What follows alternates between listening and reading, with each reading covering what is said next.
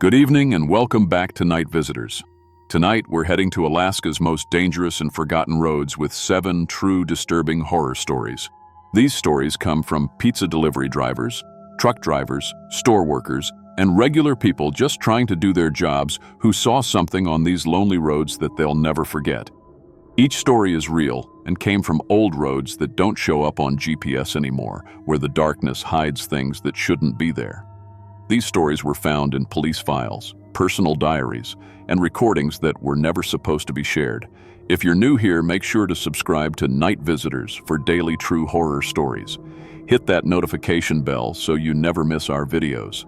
Now let's drive down Alaska's scariest abandoned roads where people disappear, roads go on forever, and what's waiting in the dark is much worse than being alone in the freezing cold.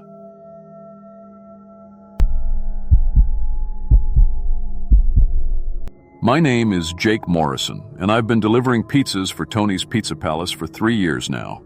I know what you're thinking. Pizza delivery isn't exactly a dangerous job.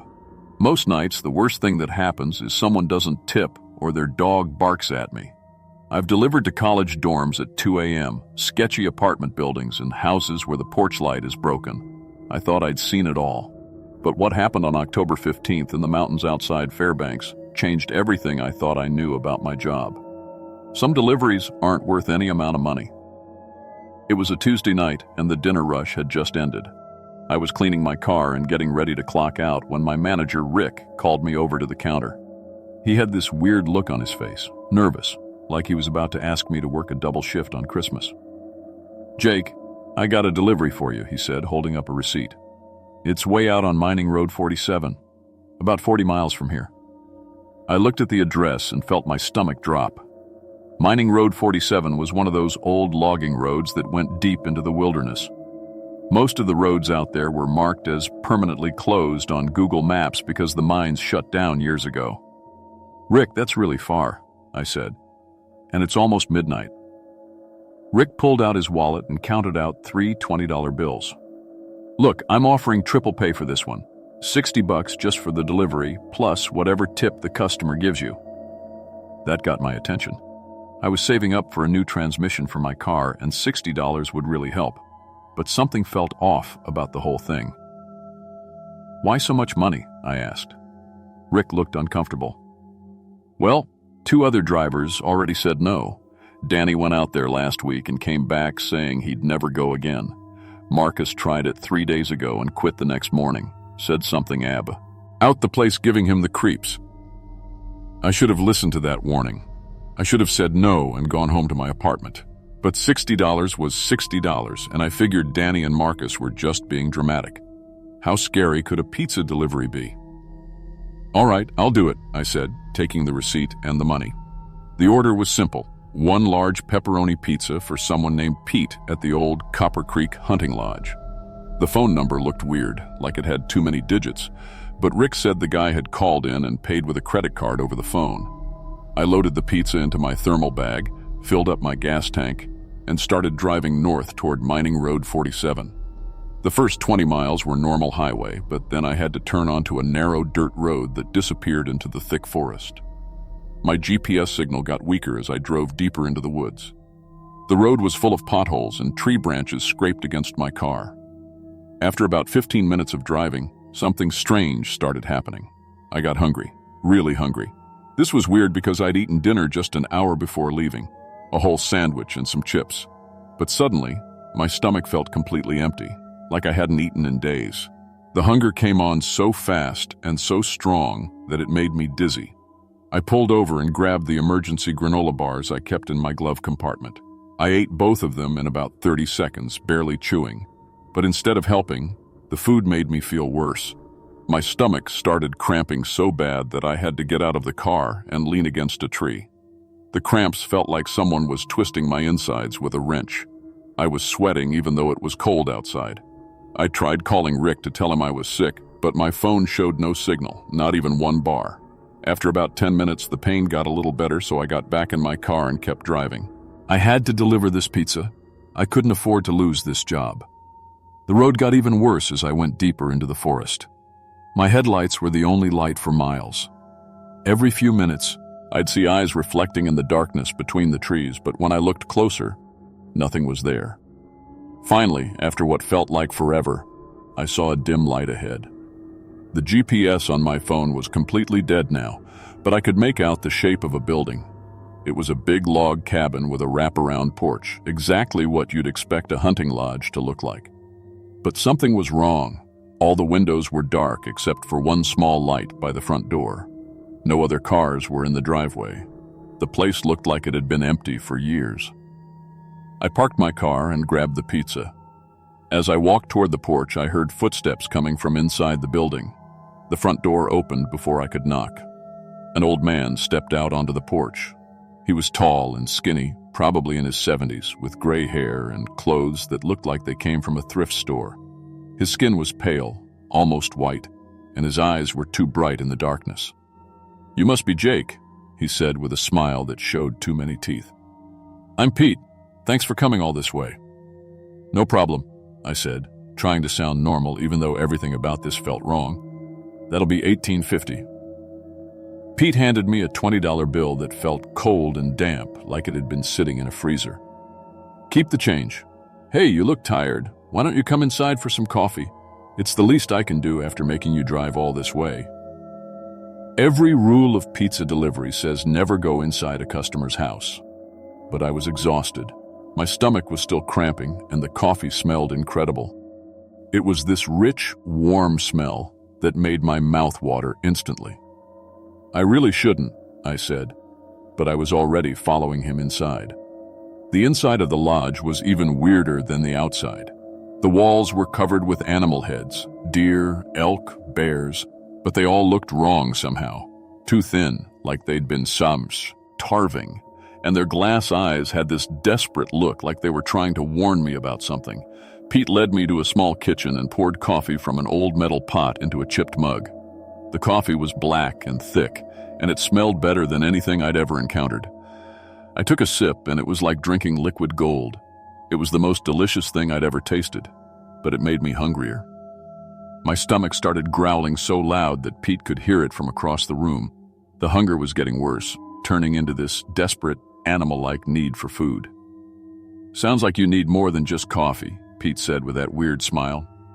"I got some leftover stew on the stove. Help yourself." I knew I should leave. I knew something was seriously wrong.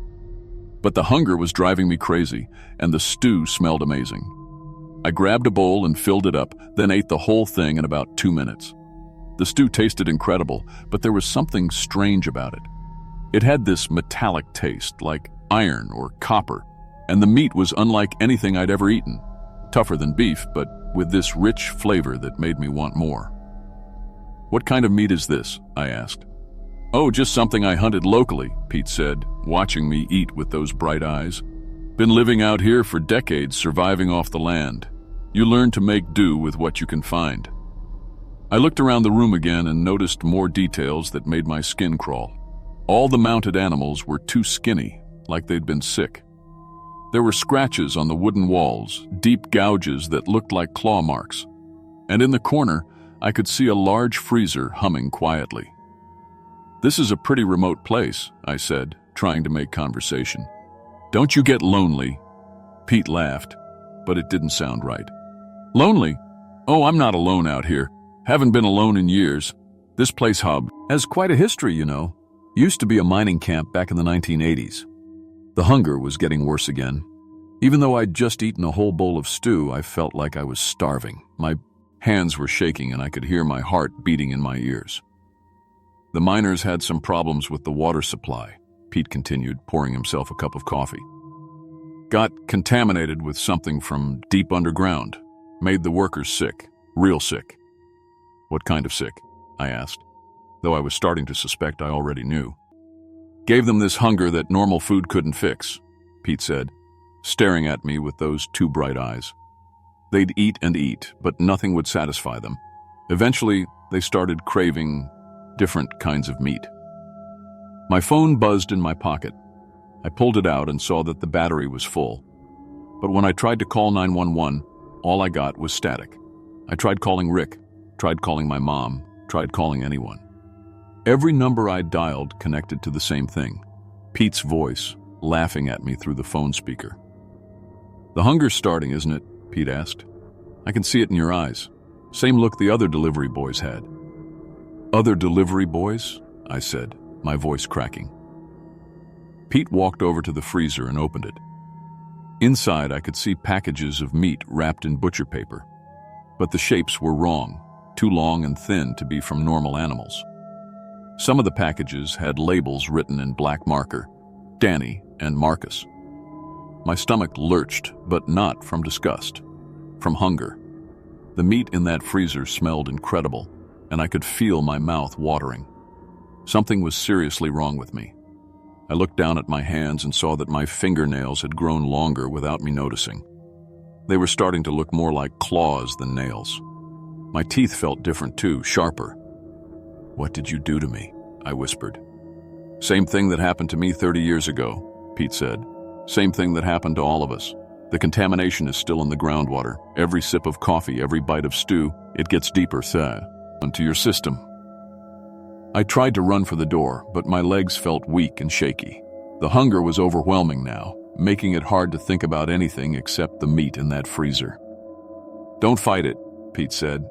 "Fighting just makes it worse. I can teach you how to hunt, how to survive out here. It's not so bad once you accept what you've become." That's when I heard them. Voices outside the lodge. But they didn't sound human. They were making these low, growling sounds, like animals trying to talk. Through the window, I could see shapes moving in the darkness around my car. "The others are excited to meet you," Pete said. "We don't get many new members." I realized I had to do something drastic or I'd end up like Danny and Marcus. The hunger was making me think terrible thoughts about Pete, about wanting to taste his blood. I had to get this thing out of my system before it was too late. I ran to the kitchen sink and started looking through the cabinets until I found a bottle of bleach. Pete tried to stop me, but I was faster. I opened the bottle and drank as much as I could before he knocked it out of my hands. The pain was immediate and horrible. It felt like my throat and stomach were on fire. But slowly, very slowly, the hunger started to fade. The bleach was burning away whatever infection had gotten into me. Pete was screaming at me, telling me I'd ruined everything. Outside, the creatures were making angry sounds and scratching at the walls with their claws. But I had found an old radio in the kitchen and I managed to tune it to an emergency frequency. "This is Jake Morrison," I gasped into the radio. "I'm trapped at the old Copper Creek Hunting Lodge on Mining Road 47. Please send help." I barricaded myself in the basement while Pete and the others tried to break in. They scratched at the door and made these horrible animal sounds all night long. I could hear them talking to each other, but it was like they'd forgotten how to use human words. Search and rescue found me the next morning. I was barely conscious from the bleach poisoning, and my throat and stomach were destroyed. The rescue team said the lodge was completely empty when they arrived.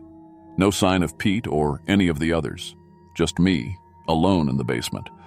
I spent 2 weeks in the hospital. The doctors saved my life, but I have permanent damage to my digestive system. I can't eat most foods anymore, and I have to take medication every day. When I told them about the infection and the contaminated water, they thought I'd had a psychotic break from stress. I quit pizza delivery the day I got out of the hospital. Now I work at a desk job downtown, and I never drive on remote roads. I became a vegetarian because I can't stand the sight of raw meat. It brings back the hunger, just a little bit. I researched the mining camp and found records of an incident in 1987. 12 miners disappeared after reporting uncontrollable hunger that drove them to attack each other. The mine was sealed, but I know the contamination is still spreading through the groundwater. I've tried contacting environmental agencies, but they dismiss my reports. Other delivery drivers have reached out to me with similar stories, but no one believes us. I started an anonymous blog to warn people about contaminated areas around Alaska. Sometimes I get threatening phone calls from voices that don't sound quite human anymore. They want me to stop investigating, to stop warning people. But I can't stop. I know Pete and the others are still out there, and they're still hungry. I moved to Oregon, but I keep tracking missing persons reports around remote lodges and hunting cabins. The infection is spreading along underground water systems, and more people disappear every month. If you work any job that takes you to remote places, delivery, maintenance, emergency services, be careful about what you eat and drink. If you start feeling hungry right after eating, if your fingernails start growing faster, if meat starts smelling better than it should, get to a hospital immediately. Some deliveries aren't worth the money. Some places are better left alone. And some hungers can never be satisfied.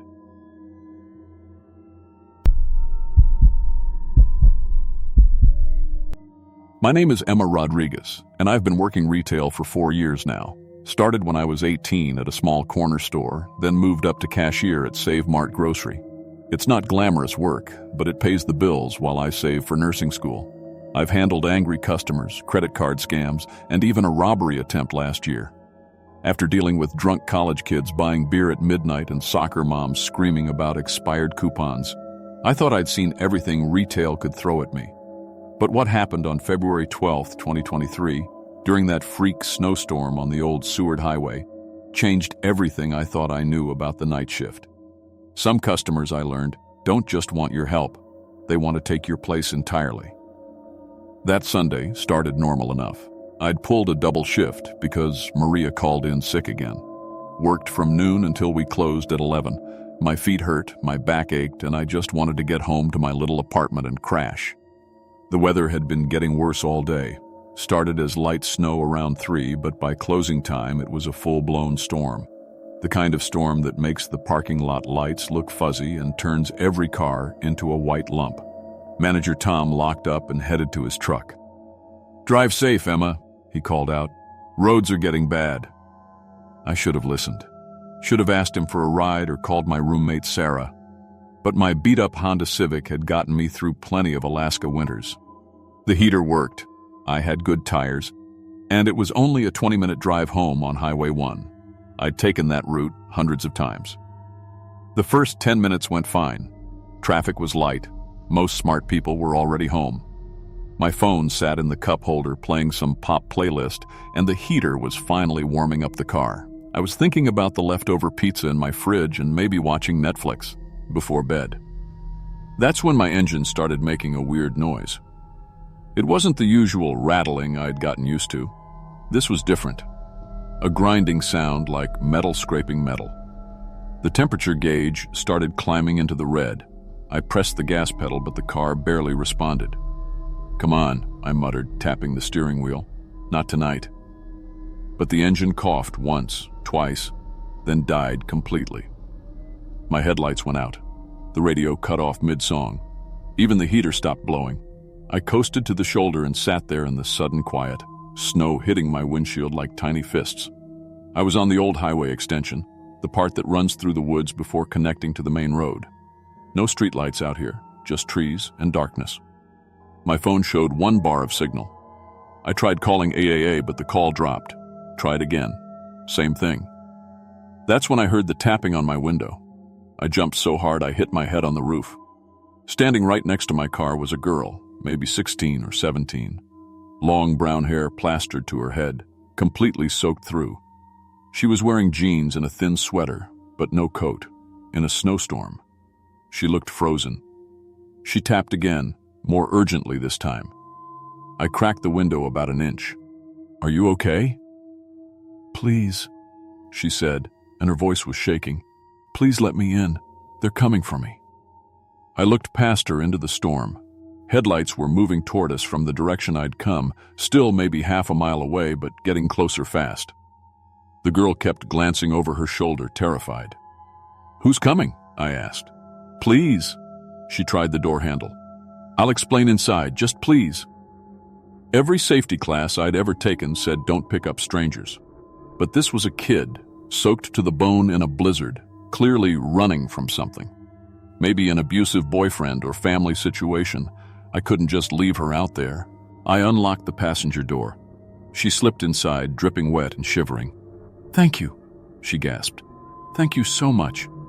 "What's your name? Do you need me to call the police?" "Kelly," she said, still catching her breath. "Kelly Morrison. And no police. They wouldn't understand." I grabbed the old towel I kept in my back seat and handed it to her. "Here, dry off. You're freezing." But as she took the towel, I noticed something odd. Her skin wasn't cold. It should have been ice cold after being out in that storm, but it felt normal temperature, almost warm.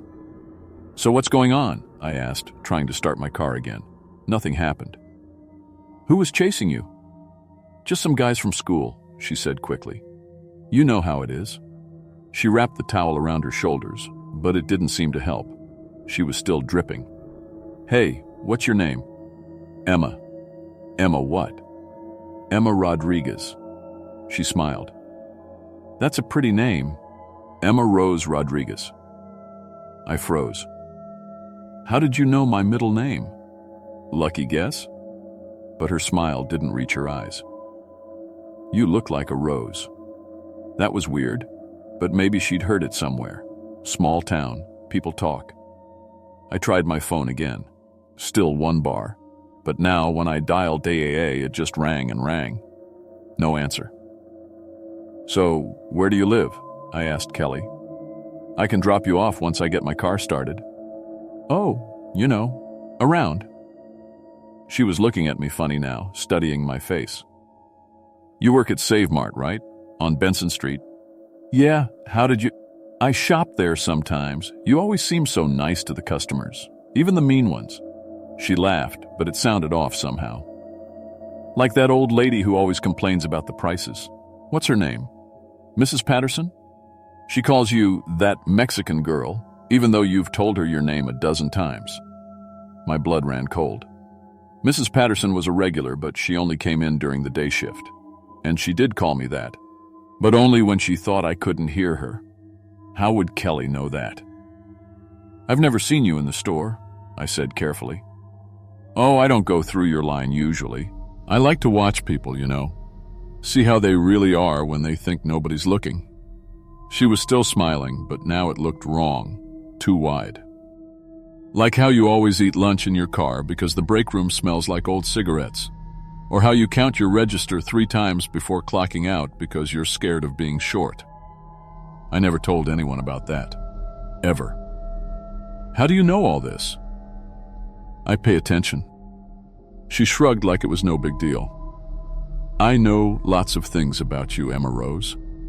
Like how you're scared of basements because of what happened at your grandmother's house when you were 8. The world seemed to tilt. Nobody knew about that except me and my family. I'd never told Sarah, never told any of my friends. It was too embarrassing, too personal.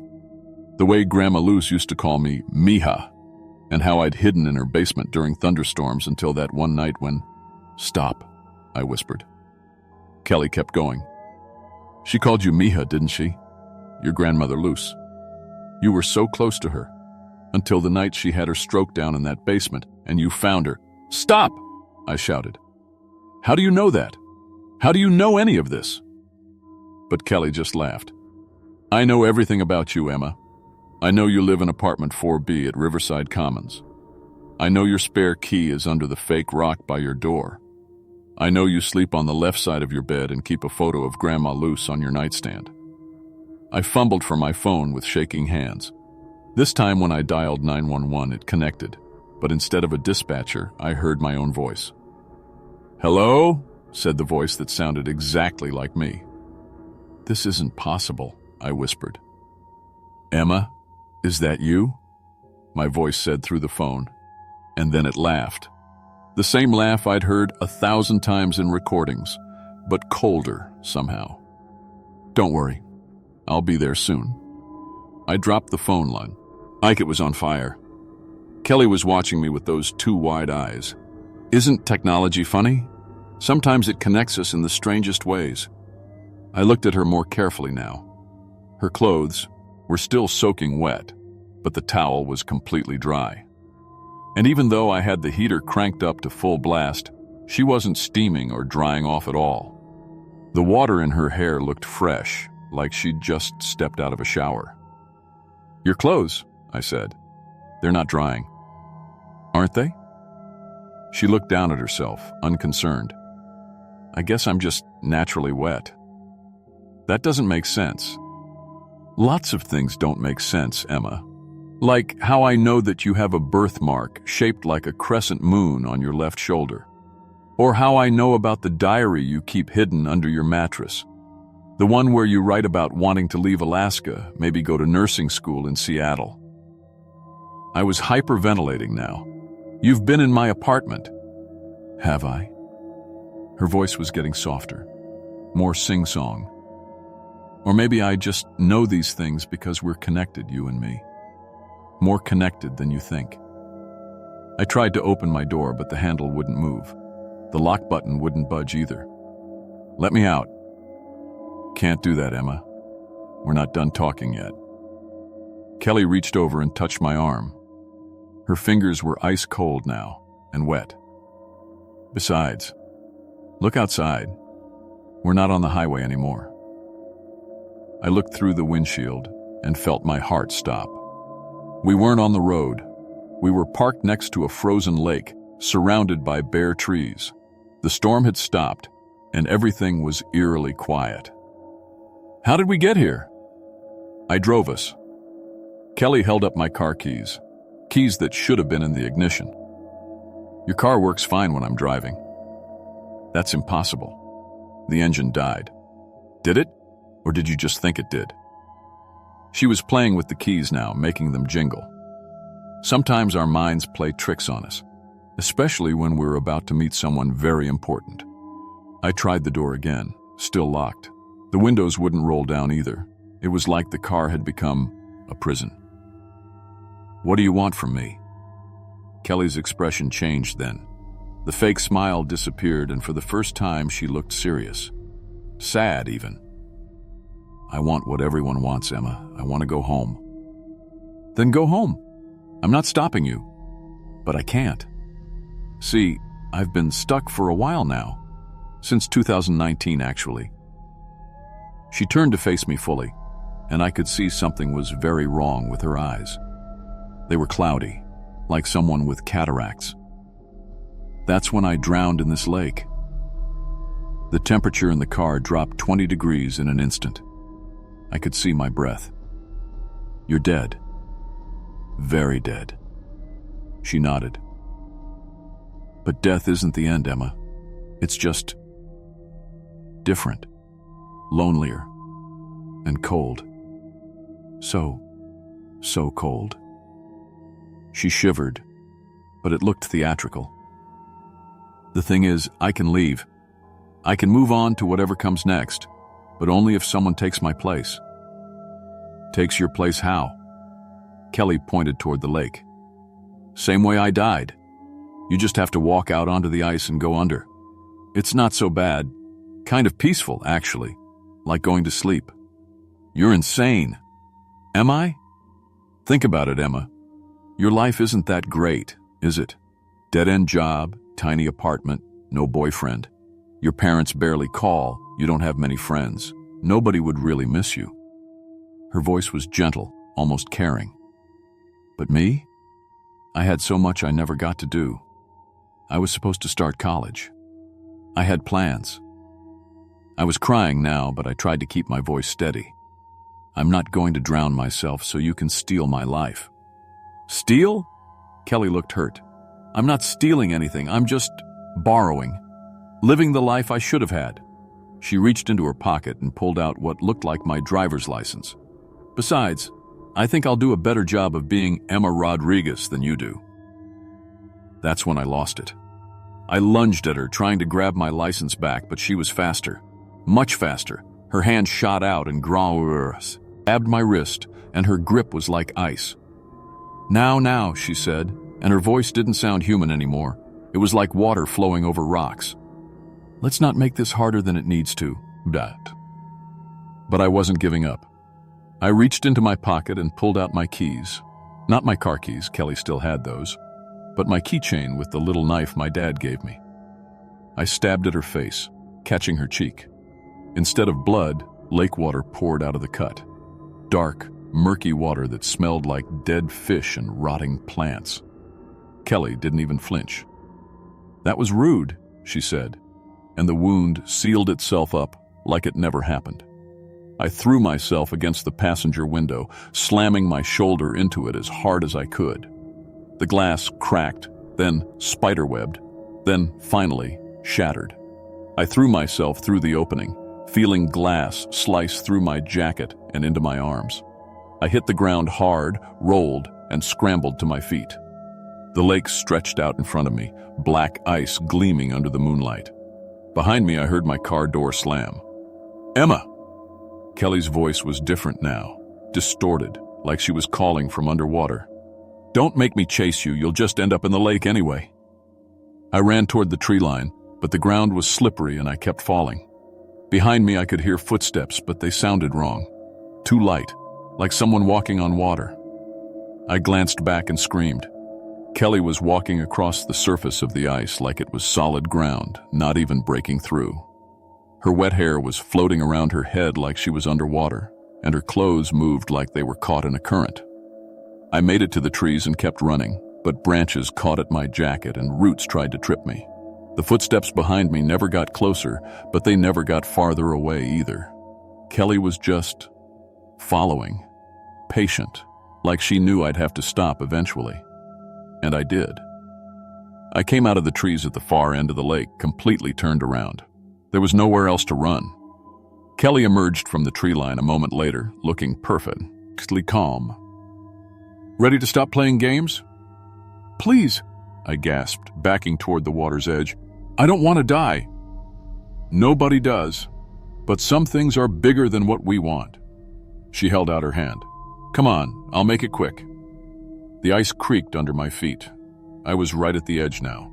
One more step and I'd be on the lake. "I know everything about you," Kelly said. "I've been watching you for months, learning how to be you. I know how you like your coffee. I know your Netflix password. I know which coworker you have a crush on. I can slip right into your life and nobody will ever know the difference. But you're not me. I will be. That's how this works." She took a step onto the ice. "The water takes who you are and gives it to someone else. I'll have your memories, your personality, everything. I'll be Emma Rodriguez, just better." The ice under my feet was making alarming, cracking sounds now. I looked down and could see dark water moving underneath. "Last chance," Kelly said. "Come with me willingly, and it'll be easy. Fight me, and you'll still end up under the ice, but it'll hurt a lot more." I looked at her standing there on the lake, completely at ease. Dead for 4 years, but still hunting, still trying to steal someone else's life. And I realized something. "You said you've been watching me for months." "Yes, but you only died in 2019. That's not even 4 years ago." I was backing up now, off the ice and onto solid ground. "If you've been watching me for months, why didn't you approach me sooner? Why wait until tonight?" Kelly's confident expression flickered for just a second. "I was waiting for the right moment. Or maybe you can't leave this lake." The pieces were clicking together now. "Maybe you're stuck here and you need to trick people into coming to you." "That's ridiculous." "Is it? You had to make my car break down to get me here. You had to trick me into letting you in."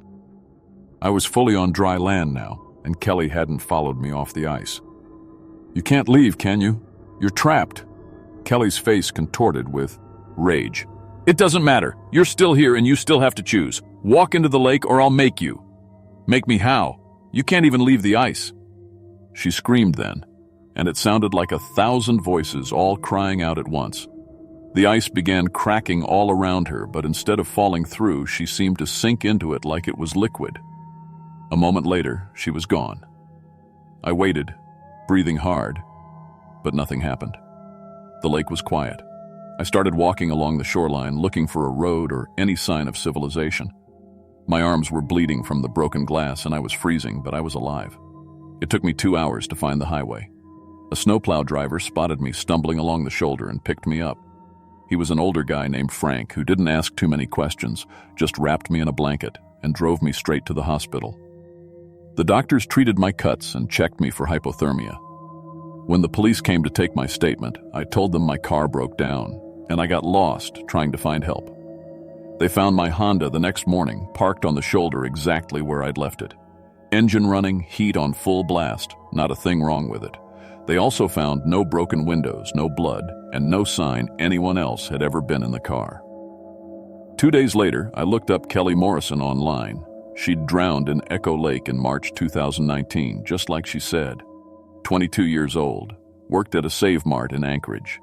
Different location from mine, but same company, same uniform, same name tag. In her photos, she looked exactly like me, same height, same hair color, same build. We could have been twins. I kept digging and found something else. Over the past 4 years, 3 other women had drowned in Echo Lake. All in their early 20s, all with brown hair, all with jobs in retail or food service. The local paper called it a tragic coincidence. Young people taking risks on unstable ice. But I knew better. I quit Save Mart the next week and moved in with my aunt in Fairbanks. But it didn't matter. Kelly found me there too. First, it was wet footprints leading from the bathroom to my bed. Then phone calls from my own number, with Kelly's voice asking why I ran away. My aunt thought I was having a breakdown. I tried moving to Seattle for nursing school. Kelly appeared in my dorm room, sitting on my roommate's bed like she belonged there. My roommate never saw her, but I'd come back to find my things moved around and my diary filled with handwriting that wasn't mine. Finally, I moved to Arizona, thinking the desert would keep her away. No lakes, no drowning opportunities. For 6 months, I thought I'd won. Then I found her floating in my apartment complex's swimming pool one night, fully clothed, watching my window. That's when I realized the truth. Kelly wasn't going to stop. Ever. She'd found someone with a life similar enough to hers that she could slide right in, and she was going to follow me forever until I gave up and let her take my place. But I also realized something else. She was limited, tied to water, tied to that lake. The farther I got from Alaska, the weaker she became. She could still appear, but she couldn't stay as long or affect things as much. So I made a choice. I went back to Alaska. I spent months preparing, took scuba diving classes, learned everything I could about underwater survival.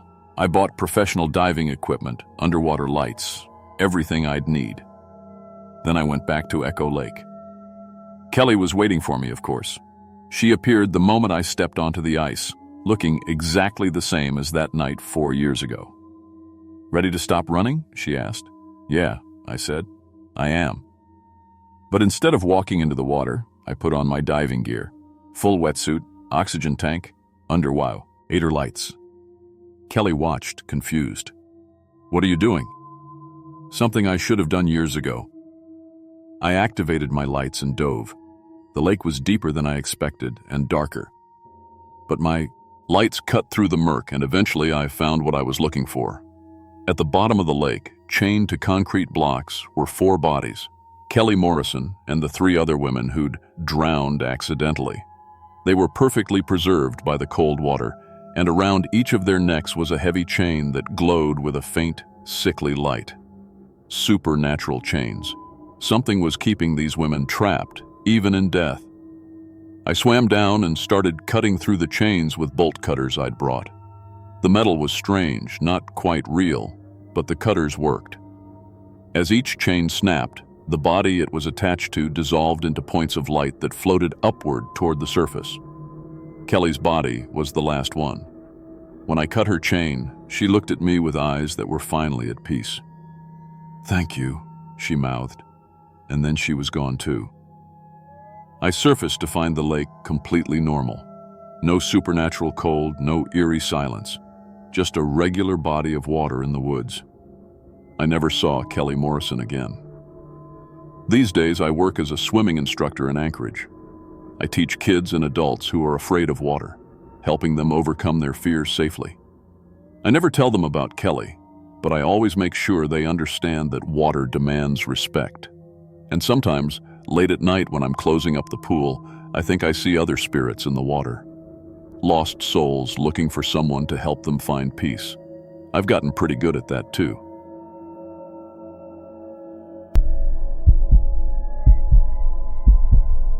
My name is Sarah Chen, and I've been a freelance writer and blogger for 8 years.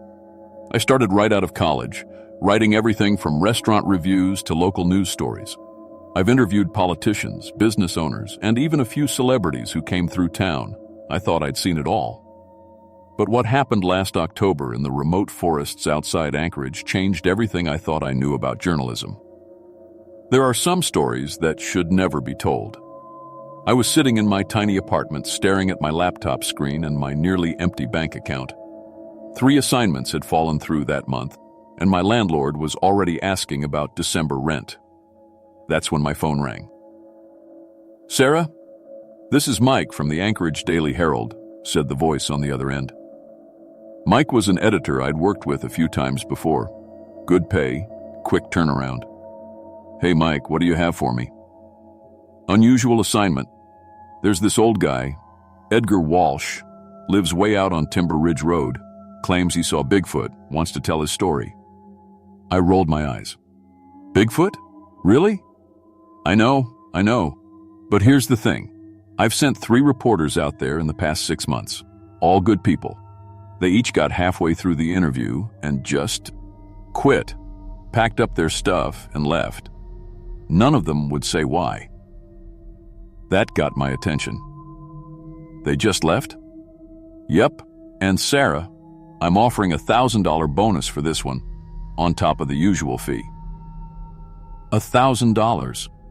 That would cover my rent and groceries for 2 months. "What's the catch?" "No catch, just get the story. The guy called us himself, says he wants to set the record straight before he dies. He's in his 70s. I took the assignment. 2 days later, I loaded my Honda Civic with my recording equipment and laptop. Timber Ridge Road was about 30 miles outside the city, past where the pavement ends and the real wilderness begins. My GPS lost signal after the first 10 miles, so I had to rely on the hand-drawn map Mike had given me. The road got worse with every mile. What started as gravel turned to dirt, then to something that was barely a path. My little car bounced and scraped over rocks and fallen branches. Ancient pine trees pressed in on both sides, blocking out most of the afternoon sun. I hadn't seen another car or house for over an hour. Finally, I saw it. A small log cabin sitting in a clearing. Smoke was coming from the chimney, and an old pickup truck was parked outside. I checked my equipment one more time. Digital recorder, backup recorder, laptop, and my phone for photos. Everything looked good. Edgar Walsh answered the door before I even knocked. He was exactly what you'd expect. Tall, thin, with wild gray hair and a beard that needed trimming. But his eyes were sharp and alert. Not the crazy hermit I'd imagined. "You must be Sarah," he said, stepping aside to let me in. "I've been waiting for you." The cabin was surprisingly neat inside. Old furniture, but clean. Bookshelves lined the walls, filled with everything from novels to scientific journals. A pot of tea was already steaming on the wood stove. "Please sit down," Edgar said, gesturing to a chair near the stove. "I made tea. It's my own blend, herbs I grow myself." He poured me a cup. The smell was incredible, like nothing I'd ever experienced. Rich and earthy with hints of flowers and something else I couldn't identify. But when I tasted it, there was a bitter aftertaste that made me wince. "It's an acquired taste," Edgar said, watching me closely. Then I noticed something strange. He kept staring at my ears. Not my face, not my eyes. My ears. It made my skin crawl. I set up my recording equipment on the small table between us. "So, Mr. Walsh, tell me about your encounter," I pressed. Record on both devices and opened my laptop to take notes. Edgar began talking about a morning 3 months ago when he was checking his rabbit traps. Standard Bigfoot story stuff. Strange. Smells, broken branches, the feeling of being watched. But then my digital recorder started picking up something else. Voices in the background, so faint I almost missed them. I checked the levels. Everything looked normal. Maybe it was interference from some radio station. "And that's when I saw it," Edgar was saying. 8 feet tall, covered in brown fur. But here's the thing nobody else talks about. It spoke to me. "It spoke?" I asked, typing notes. The voices in my recorder were getting clearer now. They sounded like whispers, but I couldn't make out words. Oh yes, it told me things, taught me things, about the voices underground. I looked up from my laptop. Underground? Edgar smiled, and that's when I heard it clearly. The voices in my recorder were whispering my name. Sarah. Sarah. I stopped typing and listened closer. The whispers weren't random. They were saying other things too. My address, my social security number, the name of my first pet. What the hell? I muttered, checking my equipment. Everything looked fine, but the voices were getting louder. You hear them too, don't you? Edgar said softly. I felt dizzy suddenly. That bitter tea taste was still in my mouth, stronger now. I don't understand. What is this? They've been calling people here for decades, Edgar said, his voice calm.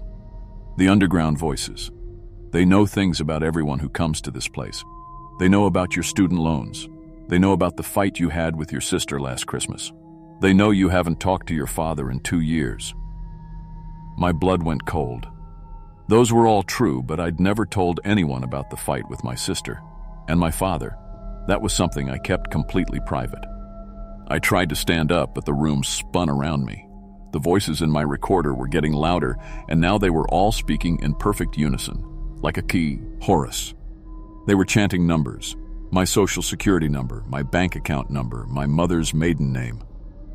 What did you put in the tea? I asked, but my words came out slurred. Nothing harmful, Edgar said. It just helps you hear them better, helps you listen. I reached for my purse to get my car keys, but they weren't there. I dumped everything out on the floor. Wallet, phone, lip gloss, pens, no keys. Looking for these? Edgar held up my car keys, dangling them from his finger. Give those back.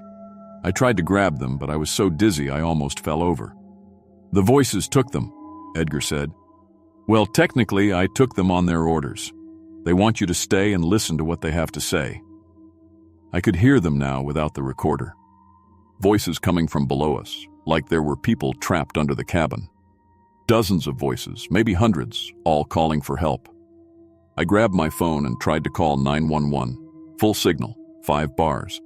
But when the call connected, it went to my own voicemail. I tried again.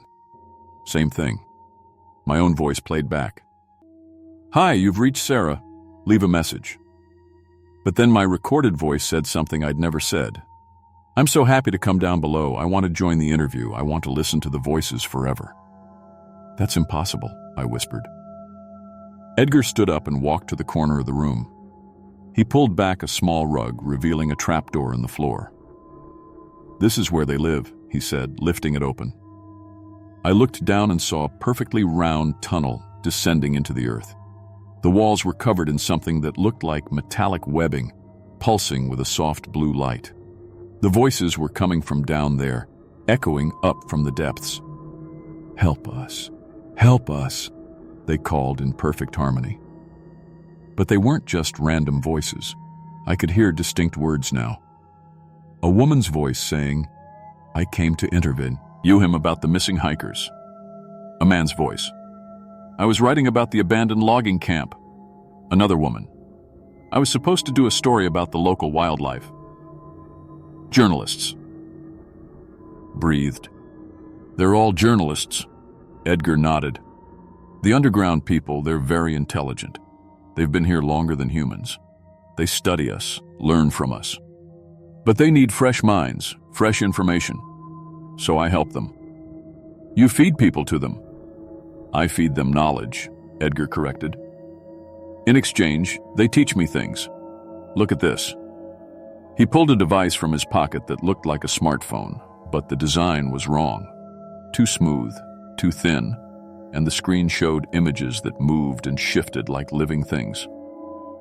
They gave me this in 1987, he said.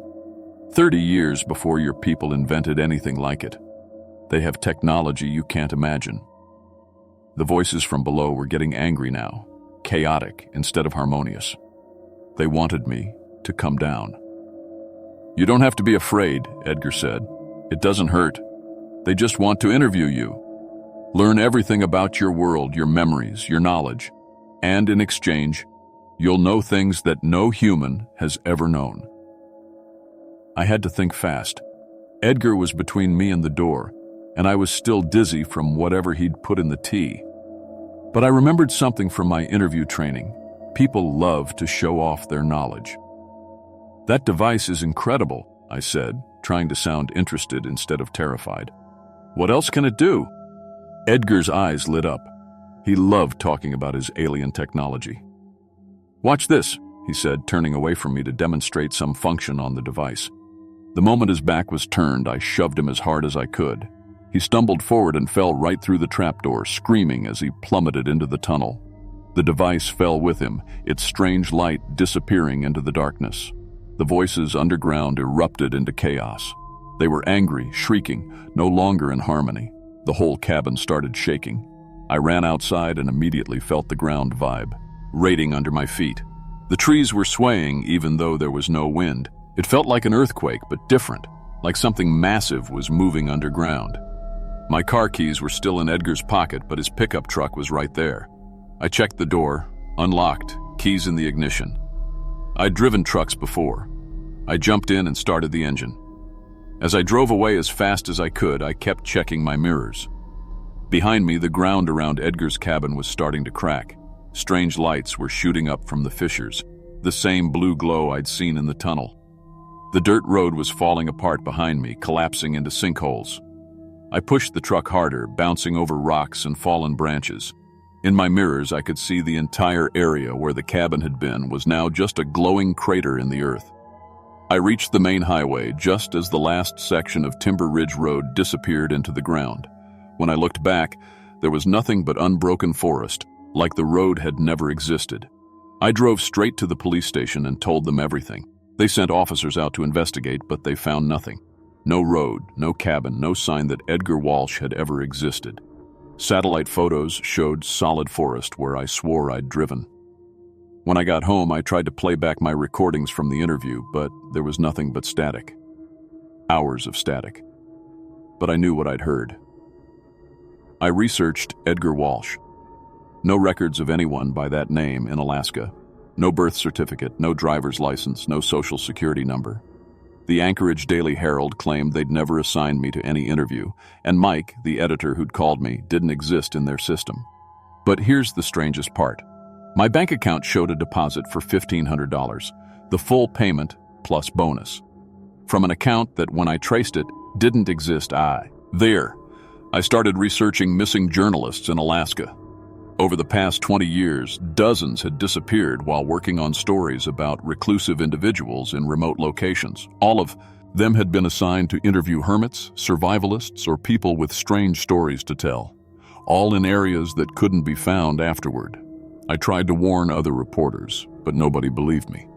My editor fired me for making up stories and wasting company time. Other journalists thought I was having some kind of breakdown. I became obsessed with finding more of these underground installations.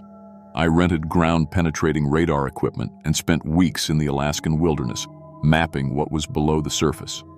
What I found terrified me. A massive network of tunnels connecting dozens of locations across the entire state. I tried to publish my findings online, but every website I created got deleted within days. My blog posts vanished. My social media accounts were suspended. Then the job offers started coming. Companies I'd never heard of offering huge salaries for research assistants and field investigation work. They all wanted me to interview people in remote locations. I realized they wanted to recruit me, turn me into another Edgar Walsh. I destroyed all my research and quit journalism completely. I'm a barista now at a coffee shop in downtown Anchorage. It's safe, it's public, and I never work alone. But sometimes, late at night, I can still hear them. The voices underground calling my name. They're patient. They're waiting. And I know there are others like Edgar out there, feeding them fresh minds, fresh stories. If you're a journalist and someone offers you a story that seems too good to be true, especially if other reporters have already tried and failed, don't take it. Some stories aren't meant to be told. Some interviews should never happen. And if you ever find yourself on a remote road that's not on any map, turn around. Drive away as fast as you can. Don't listen to the voices calling your name. They already know everything about you anyway.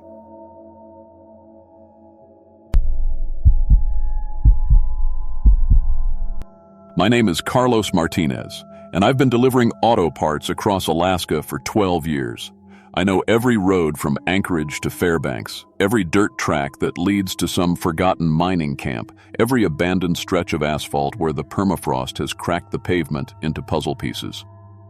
I've driven through whiteout blizzards where you can't see your own headlights, delivered emergency parts to stranded drivers at 40 below, and pulled vehicles out of ditches that GPS systems swore didn't exist. But what happened on the old Denali access road 3 months ago didn't just change my job. It changed what I am. Some roads in Alaska aren't abandoned. They're hunting grounds. It was September 23rd when dispatch called with the emergency run. I was finishing my route, already thinking about getting home to my apartment and maybe fixing the rattling noise my truck had been making for weeks. The radio crackled with static. It always did that when storms were moving in from the coast. "Carlos, you copy? Got a priority delivery for you." "Yeah, I'm here." "What's the situation?" "Breakdown on the old Denali access road. Guy named Thompson says his starter died about 50 miles out. He's offering $400 cash if you can get out there before dark." $400 was rent money. Hell, it was rent money plus groceries. My bank account had been running on fumes since my truck's transmission started acting up last month.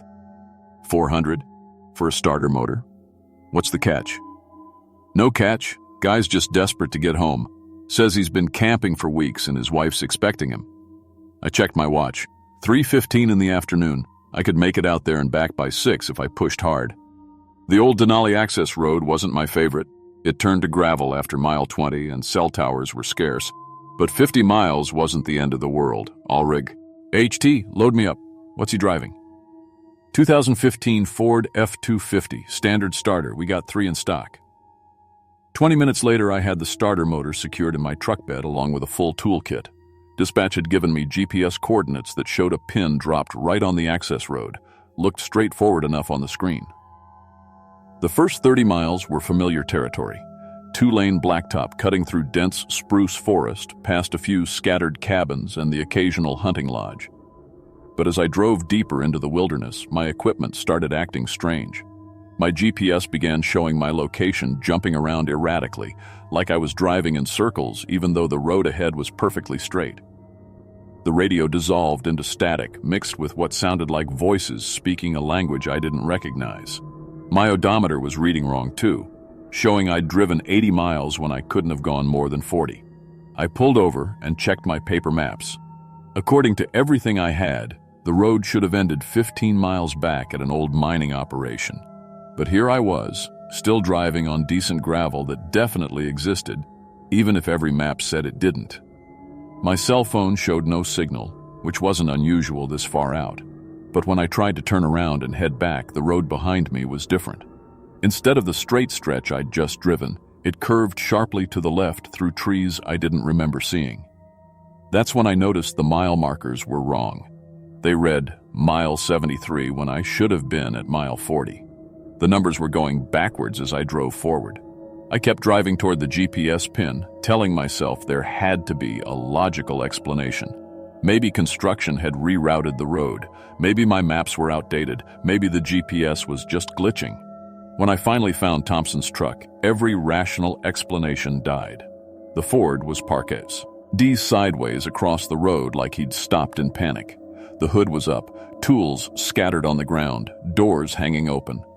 But Thompson himself was crouched behind the truck bed, peering through the scope of a hunting rifle aimed at the tree line. I parked 50 feet back and got out slowly with the starter motor. "You Thompson?" He spun around so fast I thought he might shoot me. The man was maybe 45, with a thick beard and eyes that had seen too much. His clothes were military surplus, worn and dirty like he'd been living rough for months. "You the parts guy? Thank Christ." He lowered the rifle but kept it ready. "We need to get this fixed and get out of here. Now." "Easy there. Let me take a look at what we're dealing with." But Thompson grabbed my arm with a grip that felt like it could crush bone. "No time for diagnostics. It's the starter. I already pulled the old one. Help me get the new one in and we leave. Together. I looked at the truck. He was right. The old starter was sitting on the ground next to a neat pile of bolts. But something about his setup made my skin crawl. The truck bed was loaded with military gear, night vision equipment, tactical vests, ammunition crates, and enough weapons to outfit a small army. Thompson, what exactly were you camping for out here? His hands stopped moving. I wasn't camping. I was hiding. As we worked, Thompson kept watching the forest like he expected something to come charging out. Every few minutes he'd freeze and listen to sounds I couldn't hear, then go back to work with renewed urgency. Hiding from what? I asked, trying to keep my voice casual. From them. The hunters. They've been tracking me for 3 months now. 3 months in the Alaskan wilderness? The guy should have been dead from exposure, but he looked healthy. Too healthy. His movements were unnaturally quick and precise, like a predator mimicking human behavior. Who's hunting you? Thompson pulled out a phone. Somehow he had battery when mine had died hours ago, and showed me photos. Black helicopters with no markings. The soldiers in hazmat suits dragging people from their homes. Bodies on examination tables with surgical incisions that looked too clean, too precise. I used to work for them, he said quietly. Biological research facility about 100 miles northeast of here. Government contract. Officially, we were developing vaccines and antidotes for bioweapons. Unofficially, he showed me more photos. We were making monsters. The pictures showed laboratory animals with grotesque mutations. Mice the size of cats with human-like hands. Wolves with elongated skulls and too many teeth. And worse, photographs of human test subjects with changes that made my stomach turn. Thompson, these look fake. Like movie special effects. He held up his hand. In the fading afternoon light, I could see his fingernails had grown into thick, curved claws. When he moved his fingers, they clicked against each other like bone on bone. There was an accident. Containment breach. 37 people were exposed, including me. The enhancement compound, it changes you on a cellular level. Makes you stronger, faster, more aggressive. But the military didn't see it as an accident. They saw it as a successful field test. I finished tightening the last bolt on the starter motor, my hands shaking slightly. Thompson, you need medical help. Real doctors, not whatever this conspiracy theory. Try starting the truck. The engine turned over immediately, purring like it was brand new. But before I could step back, Thompson grabbed me again. We can't leave yet. They patrol during daylight hours. Heat sensors, motion detectors, the works. We wait until full dark, then we move fast. I'm not waiting around for your paranoid. That's when I heard the helicopters. 3 black aircraft appeared over the tree line, flying in tight formation with no navigation lights. They circled once, then landed in a clear about 200 yards away. Thompson moved with impossible speed, pulling camouflage tarps from his truck and throwing them over both vehicles. His movements were fluid, inhuman, like watching a nature documentary in fast forward. Get under here and don't make a sound, he hissed, pulling me under the netting. Through gaps in the camouflage, I watched soldiers in full hazmat gear deploy from the helicopters. They carried equipment I'd never seen before, handheld devices that swept back and forth like metal detectors, but with screens showing heat signatures and other readings. Thermal imaging shows 2 human signatures, one soldier reported into his radio. Adult males, elevated body temperature consistent with enhanced physiology. Enhanced physiology. Thompson's breathing changed beside me, becoming deeper and more rhythmic. In the dim light under the tarp, his eyes reflected light like an animal's. Whatever happens, he whispered, don't run. They have shoot-to-kill orders for runners. The soldiers moved through the forest with military precision, their equipment beeping steadily as they tracked our body heat.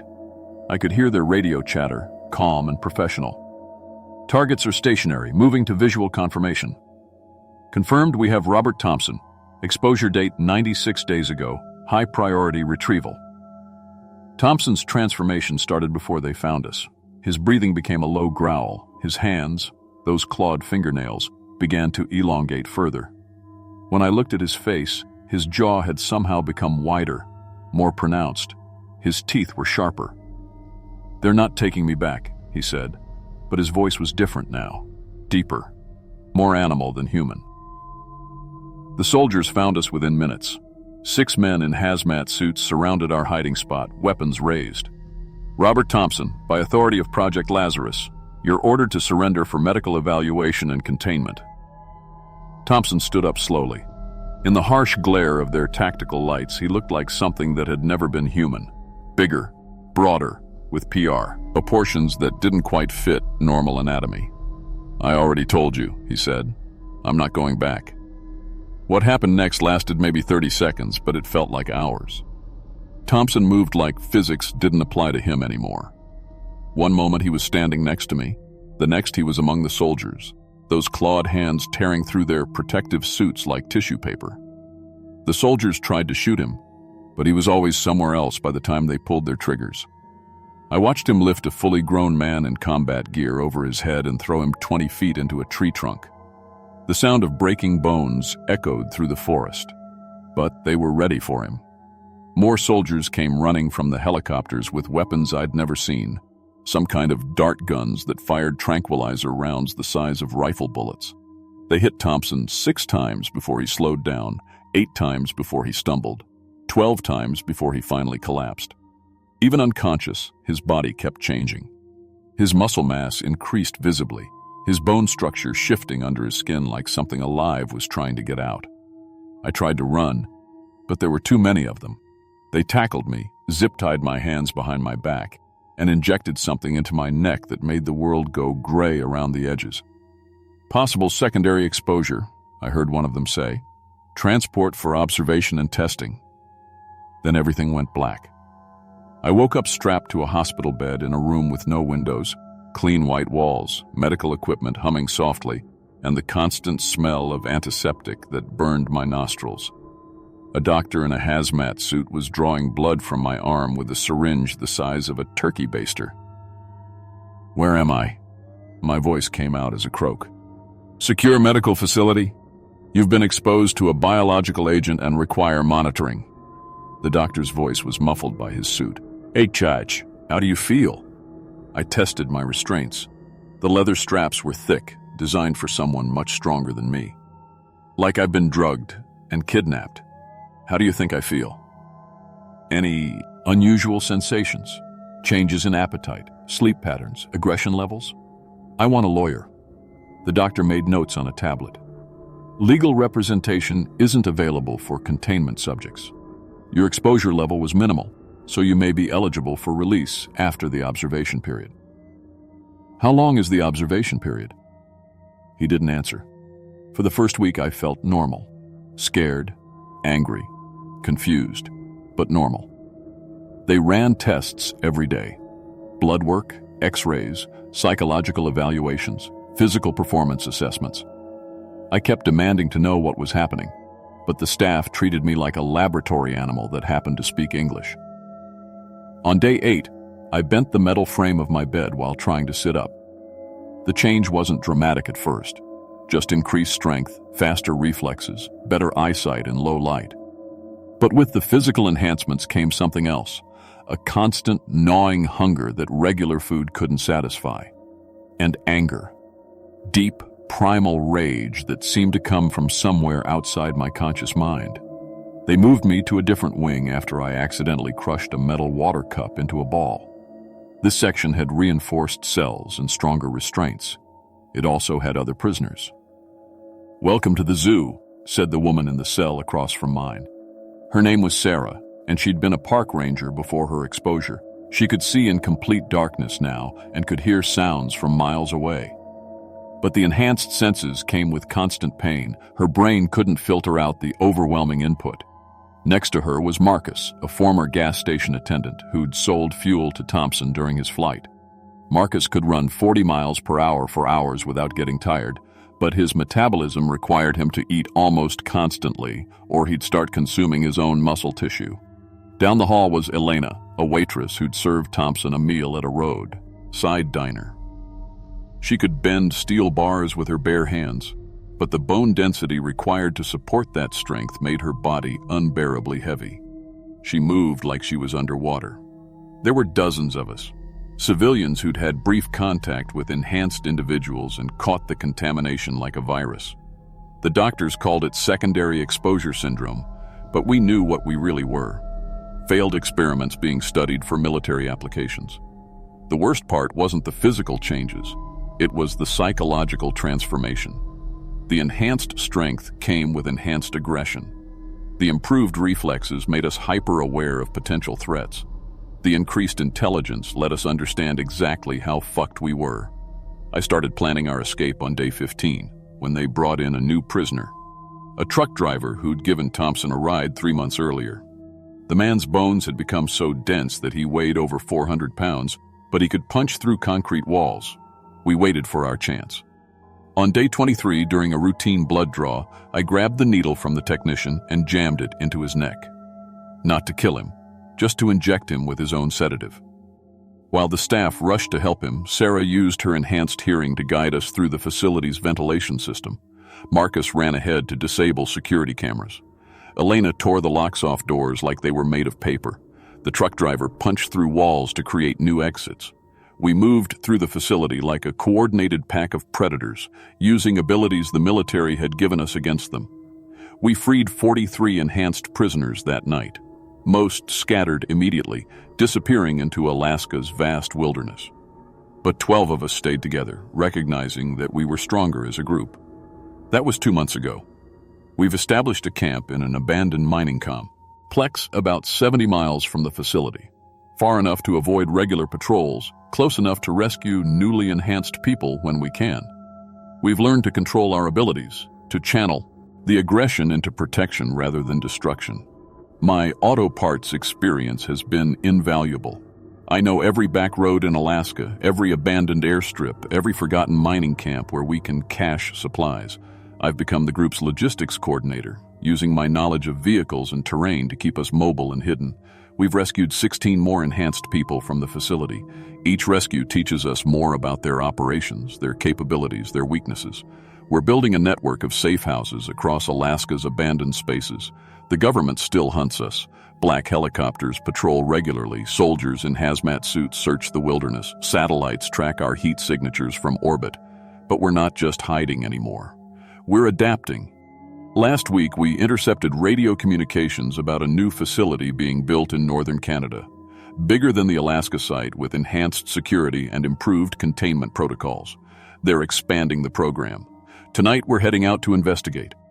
6 enhanced individuals with abilities the military never intended to create, moving through terrain they can barely navigate, hunting the hunters who made us. I miss my old life sometimes. The simple satisfaction of delivering parts where they needed to go, the routine of familiar roads, the normalcy of being completely human. But that world doesn't exist for me anymore. Now I deliver different cargo, hope to the enhanced, fear to their creators. And sometimes, when the situation requires it, justice to those who think they can experiment on innocent people without consequences. The old Denali access road is still there on the maps, but it doesn't lead where it used to. None of the abandoned roads in Alaska do, not anymore. They lead to places the government doesn't want you to find, to people they wish didn't exist, to truths they've classified, and beyond your clearance level. Some roads change you just by driving down them. Others change what you are entirely. Choose your route carefully.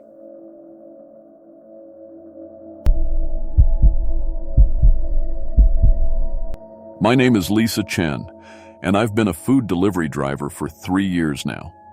I started with DoorDash right after college when I couldn't find anything else, and honestly, it wasn't supposed to be permanent. But the money was decent, especially on weekends, and I liked being my own boss.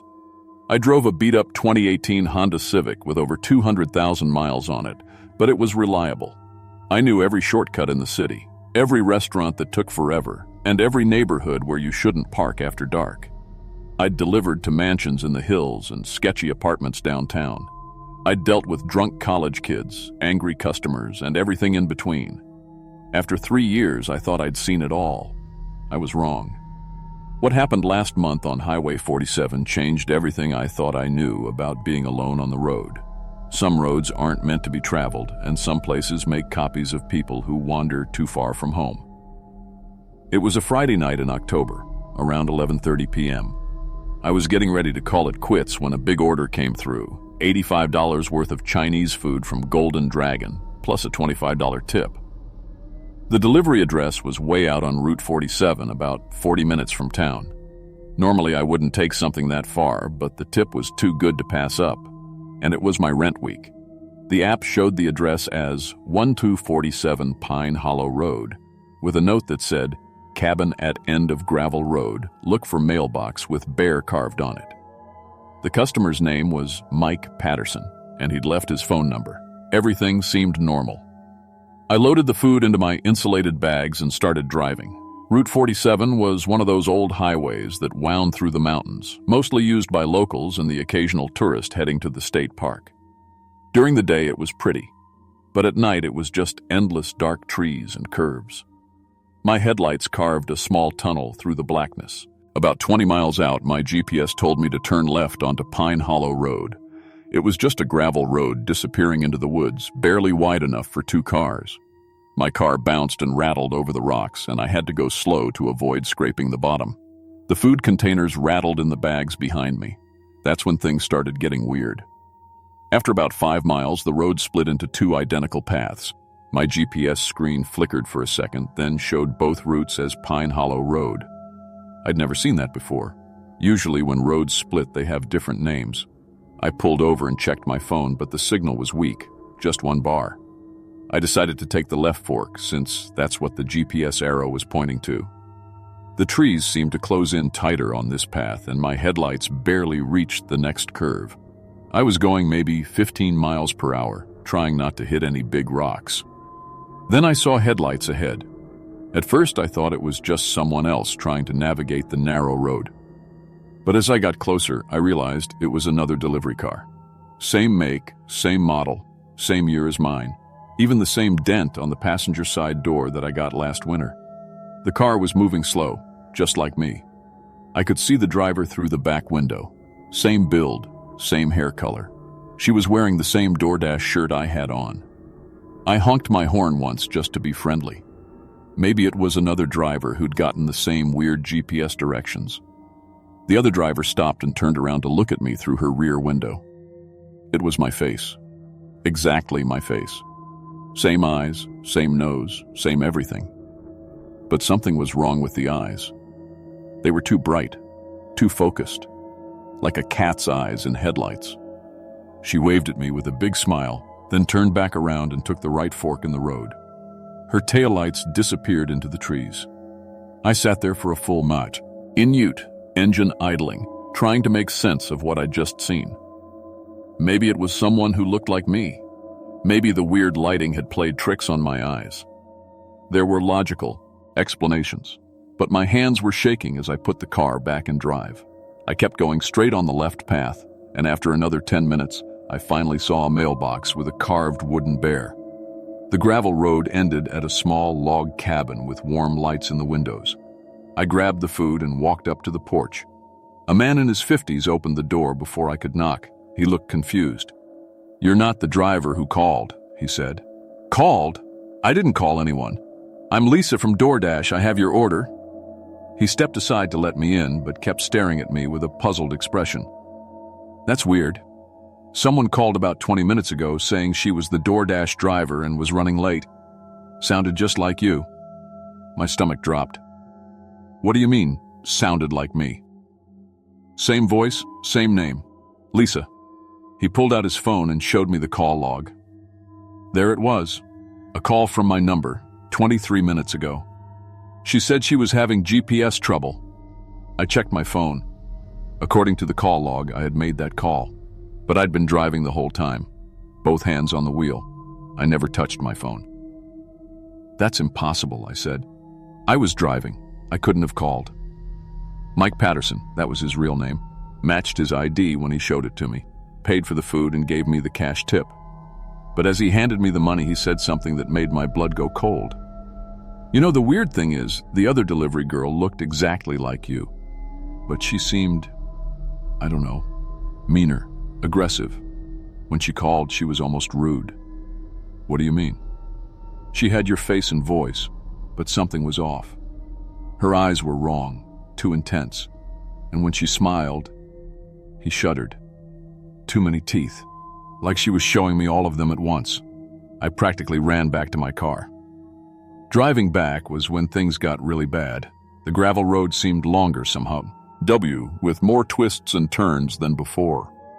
Every few miles, the road would split again, and I'd see more versions of my car taking different paths. At one intersection, I saw myself walking along the side of the road. No car, just walking in the middle of nowhere. This version of me waved as I drove past, and I could see that her fingers were too long. They bent at joints that shouldn't exist. I floored the gas pedal, but somehow she kept pace with my car. Not running, just walking fast, but moving at 30 miles per hour like it was nothing. My radio started acting up. Static at first, then I heard singing. It was my voice, but I was singing songs I'd never heard before. Songs about being alone in the dark, about copying and replacing, about wearing faces like masks. I turned off the radio, but the singing continued. It was coming from my phone now. I tried calling my roommate Sarah, but when she answered, it was my own voice that spoke. Lisa, why are you calling me? You're sitting right here watching TV with me. Sarah, that's not me. I'm in my car. Stop playing games, Lisa. You're being weird tonight. She hung up. I called back immediately. This time my voice answered, but ruder. What do you want? You're annoying me. Sarah, listen to me. That's not me in the apartment with you. But she'd already hung up again. I tried calling my mom, my dad, even my supervisor at DoorDash. Every number connected to my own voice, answering with different attitudes, sometimes sweet, sometimes nasty, sometimes confused, but never actually me. That's when I understood. I was in the territory of something that could perfectly copy people, and it had been studying me all night. I saw a park ranger station ahead with lights on. My car was already parked outside. I pulled over and crept up to the window. Inside, I could see myself talking to a park ranger. But this version of me moved wrong. Too fluid, like my joints worked differently. When I lifted my arm, it bent in 3 places instead of 2. I pressed my ear to the window and listened. I lost my wallet. Somewhere on the trails, the fake me was saying. Could you help me verify my identity? I need my home address for a ride. The ranger was being helpful, asking me questions about myself. The mimic was answering perfectly. My birthday, my apartment address, my roommate's name. Information it shouldn't have known, but it wanted more. It was asking about my family, my job, my daily routine, building a complete profile. I realized it was planning to replace me entirely. I snuck back to my car and set off the alarm. The loud honking brought the ranger outside, and while he was distracted, I slipped into the station through the back door. I found files about missing persons, dozens of people who'd vanished on Route 47 over the past 30 years. All of them had been traveling alone, and all of them had been found later, acting strange before disappearing permanently. There were witness reports describing people who moved wrong, spoke differently, had the wrong mannerisms. One file mentioned indigenous legends about copycat stalkers, creatures that study humans by wearing their appearances. According to the tribal stories, these things replace people one by one, building colonies of perfect human mimics. They start by copying travelers who pass through their territory alone. I found security footage from trail cameras, video after video of people meeting identical versions of themselves. In every case, the original person would vanish within days, and the copy would take over their life. I grabbed as much evidence as I could and ran back to my car. The fake me was gone, but the ranger was looking around confused. I drove as fast as I dared, taking random turns to confuse anything that might be following, but in my rearview mirror, my reflection started moving differently than I was. It would turn its head when I looked straight, smile when I frowned. I covered all the mirrors with my jacket and tried not to look at any shiny surfaces. When I finally reached the main highway, I called the police. But they told me I'd already reported myself missing an hour ago. According to them, Lisa Chen had called claiming someone was impersonating her. The mimic had beaten me back to civilization. I drove straight to my apartment building and parked across the street. Through our window, I could see myself inside, talking to Sarah. The fake me was almost perfect, but it kept touching things wrong. picking up objects with too much force, sitting too stiffly, walking with slightly wrong rhythm. I called Sarah's phone and tried to warn her. "Sarah, listen to me. That thing in our apartment isn't me. Lisa, stop being weird. You're literally sitting right here. Ask her something only I would know." But Sarah thought it was some kind of prank and hung up. I spent the night in my car taking pictures and video of the fake me through the window. It never fully relaxed. Even when it thought no one was looking, it would practice basic human movements: how to hold a cup, how to sit naturally, how to breathe at the right rhythm. In the morning, I contacted Dr. Elizabeth Reeves, a cryptozoologist at the State University. I'd seen her interviewed on a podcast about unexplained disappearances. I sent her my evidence, and to my surprise, she called me back within an hour. "You're not the first person to contact me about Route 47, she said. "I've been studying these incidents for years. The creatures seem to be able to maintain only one copy of each person at a time. The good news is they're not perfect mimics. They have limitations.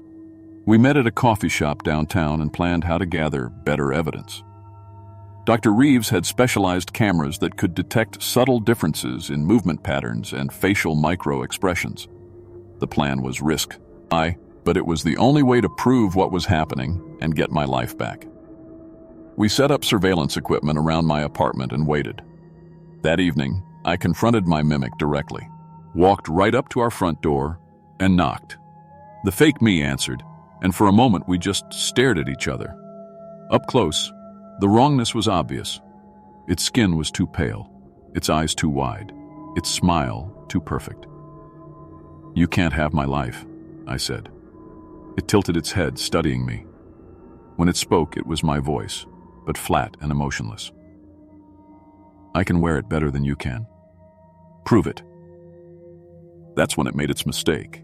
It tried to demonstrate how perfectly it could copy me by mimicking my exact movements. But Dr. Reeves' cameras caught the subtle delay, the slightly wrong proportions, the inhuman fluidity. When confronted with scientific evidence and the threat of exposure, the creature couldn't maintain the facade. It fled back toward Route 47, abandoning my identity. But I know it's still out there. The missing person files go back 30 years, and there are probably more creatures in those woods now. They're patient, methodical, and always learning. I quit DoorDash the next week. I couldn't handle driving alone anymore, especially at night. I got a job at a call center. Boring, but safe. I work day shifts, I'm never alone, and I stay far away from Route 47. Sometimes I still get calls on my personal phone, my own voice, asking questions about my life, my routine, my relationships. I always hang up immediately. If you're a delivery driver or anyone who travels alone for work, stay away from Route 47. If your GPS starts acting weird, if roads split in ways that don't make sense, turn around immediately. And if you ever see an exact copy of yourself, don't try to investigate, just run. Because somewhere in those dark woods, something is still wearing faces it's stolen, still practicing how to be human, and still waiting for the next person to travel that road alone. The worst part? I'm not even sure I escaped. Sometimes I catch myself moving wrong, speaking with is the wrong inflection, practicing behaviors that should be natural. Maybe the creature I confronted wasn't the copy. Maybe I am.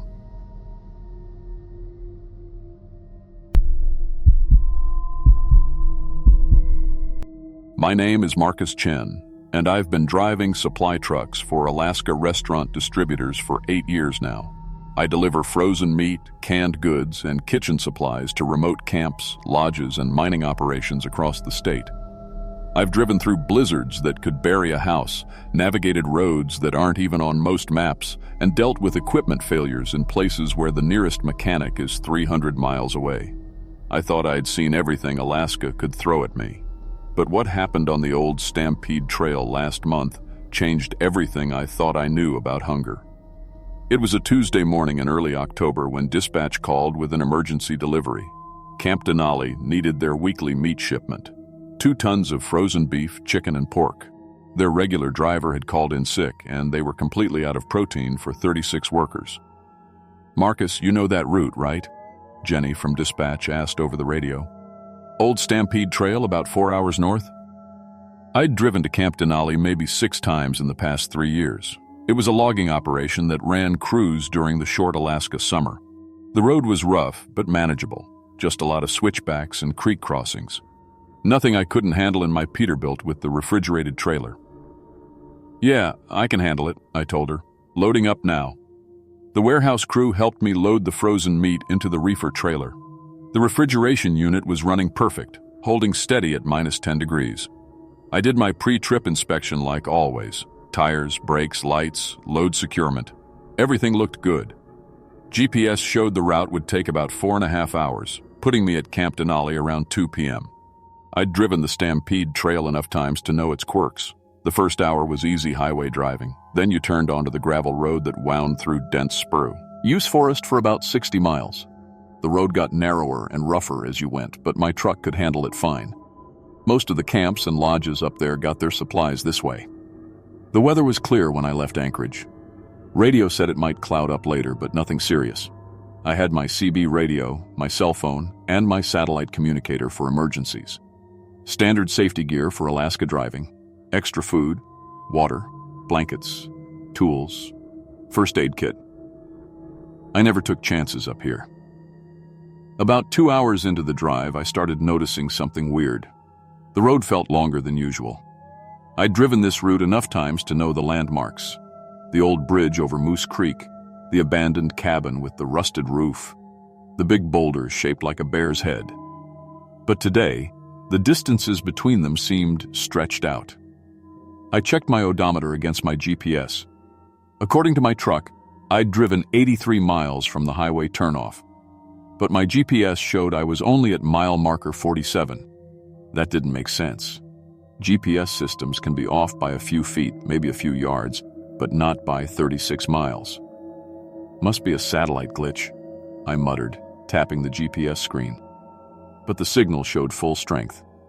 That's when I first smelled it. It started as just a hint carried on the wind through my slightly open window. Something amazing, like the best barbecue you ever smelled, mixed with fresh bread and apple pie. My stomach growled even though I'd eaten a good breakfast 3 hours ago. I rolled my window down more to get a better smell. It was definitely coming from outside, drifting through the forest like the world's most incredible restaurant was hidden somewhere in the trees. I'd never smelled anything so perfect.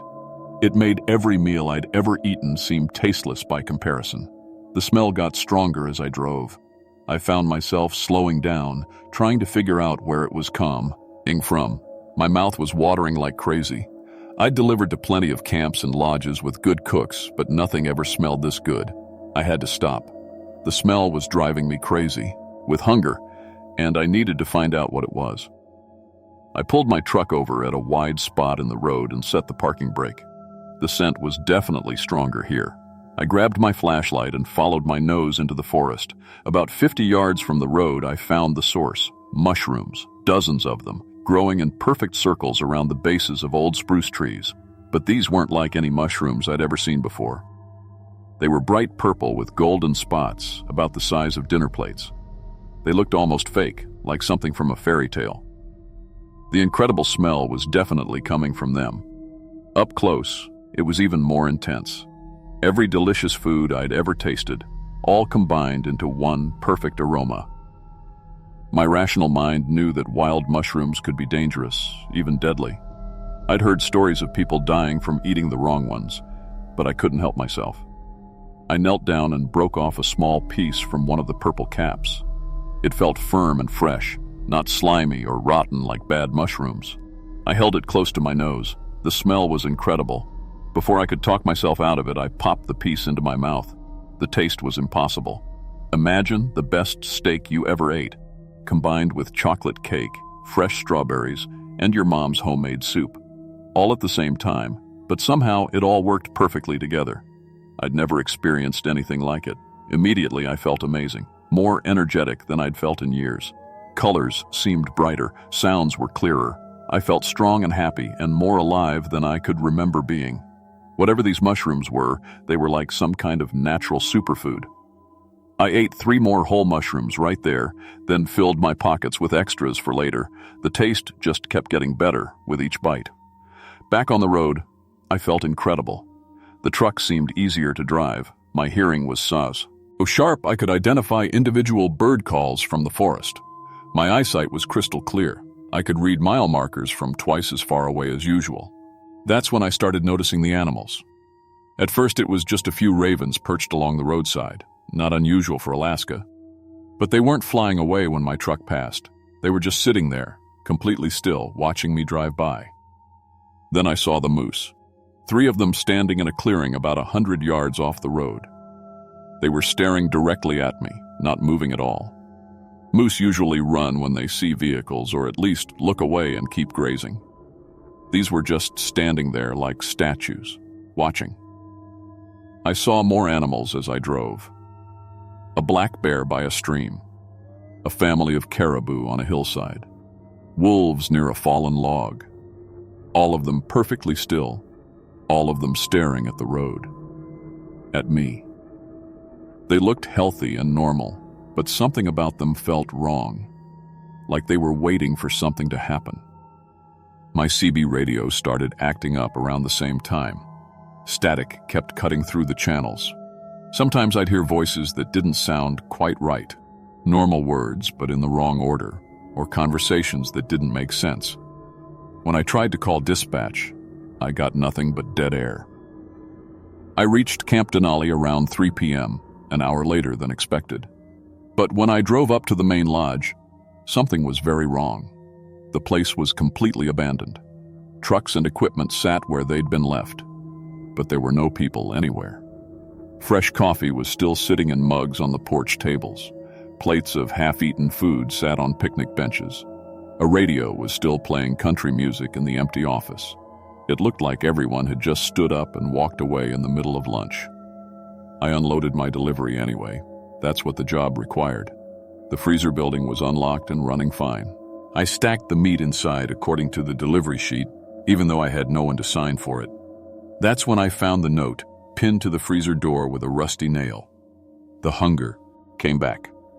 Emergency evacuation ordered. Don't eat anything you find in the forest. Radio for pickup at coordinates 63.7334, 150.9987. Sarah Mitchell, camp supervisor. I didn't understand what the hunger meant, but the warning about not eating forest food made me feel uneasy. I'd already eaten those purple mushrooms. But I felt fine. Better than fine, actually. Whatever the hunger was, it couldn't be related to those amazing mushrooms. I was getting hungry again, so I ate a couple more of the mushrooms I'd saved in my pockets. The taste was just as incredible as before, and I immediately felt that rush of energy and well-being. As I was finishing my meal, I realized something that should have scared me but didn't. The mushrooms were everywhere once you knew how to look for them. I could see them now, purple patches hidden under logs, growing in the shadows behind boulders tucked into hollow trees. They were all over the forest, but somehow I'd never noticed them on previous trips. And I could smell them. My sense of smell had become incredibly powerful. I could detect individual mushroom patches from miles away, each one calling to me with that perfect, irresistible aroma. The regular food I'd brought for lunch, a sandwich and chips, tasted like cardboard now, completely flavorless. Only the purple mushrooms satisfied the hunger that was growing stronger in my stomach.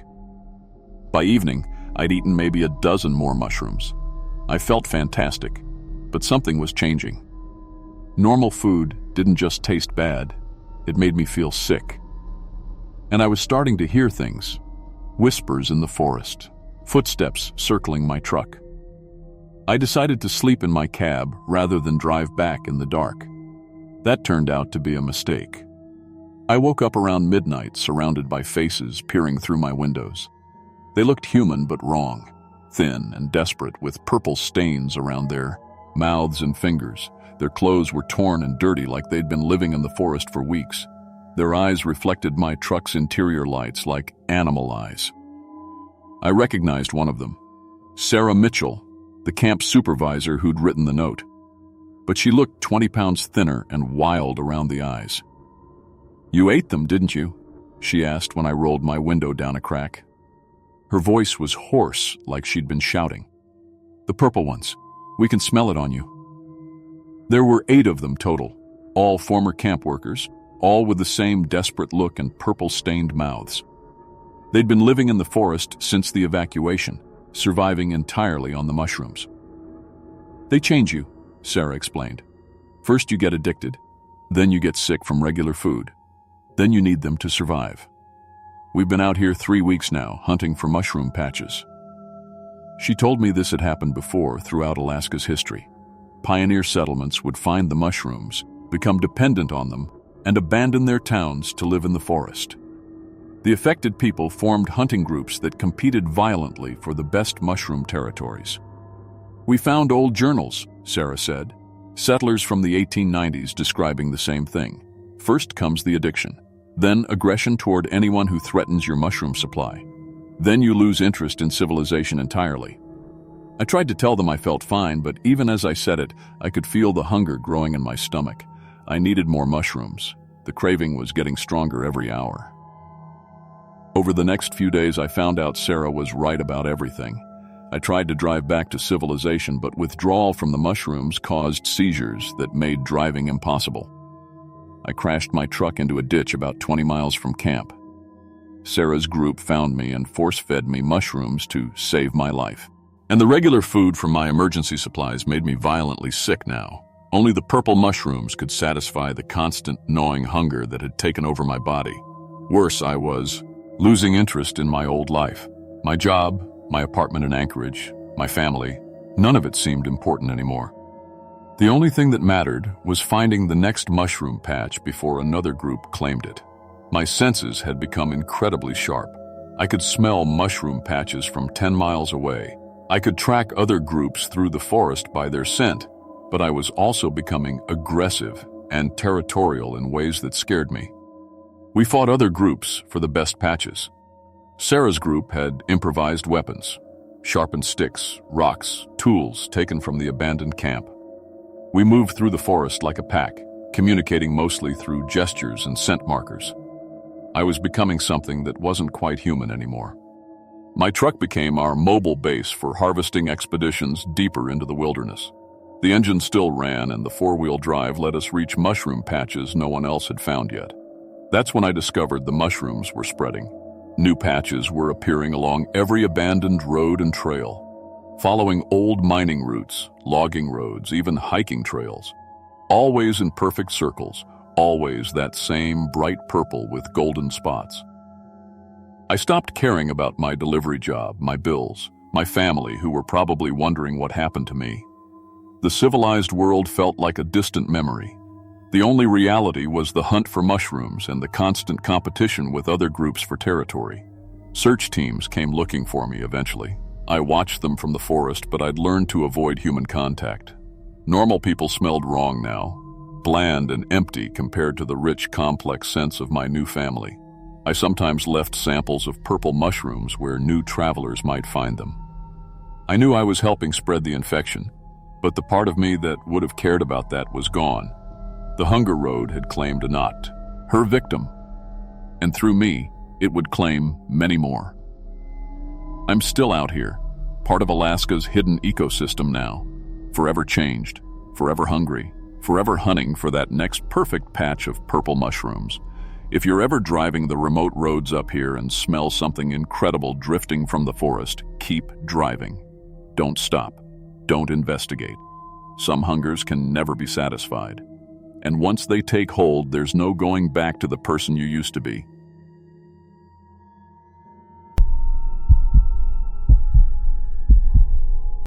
My name is Jenny Walsh, and I've been a medical courier for 8 years. I drive between rural clinics and hospitals across Maine, delivering blood samples, test results, and emergency medical supplies. It's not glamorous work, but it pays well, and I like the freedom of the open road. I've driven through blizzards, floods, and ice storms. I've delivered life-saving medications to dying patients and rushed blood samples for emergency surgeries. But what happened 3 months ago on the abandoned Copper River Highway changed everything I thought I knew about the sounds we hear every day. I thought I understood what silence meant. I was wrong. October 15th started like any other Tuesday. I had 6 stops to make, delivering blood work from Portland General to small clinics scattered across the mountains. My truck, A white Ford Transit with medical transport services painted on the sides was loaded with insulated coolers and paperwork. The weather was crisp but clear. Perfect driving conditions. I'd done this route dozens of times before. The Copper River Highway cuts through some of the most remote parts of Maine. It used to be a main logging road back in the 1970s, but now it's mostly abandoned except for the few clinics that still operate in the old mining towns. My radio was tuned to the usual dispatch frequency, static mostly, with occasional check-ins from other drivers. The company requires us to monitor Channel 19 for emergencies and weather updates. After 8 years, the background chatter had become white noise to me. I was about 40 miles from my third stop when everything changed. At 2:17 p.m., my radio crackled to life with a voice I'd never heard before. "Help me, please.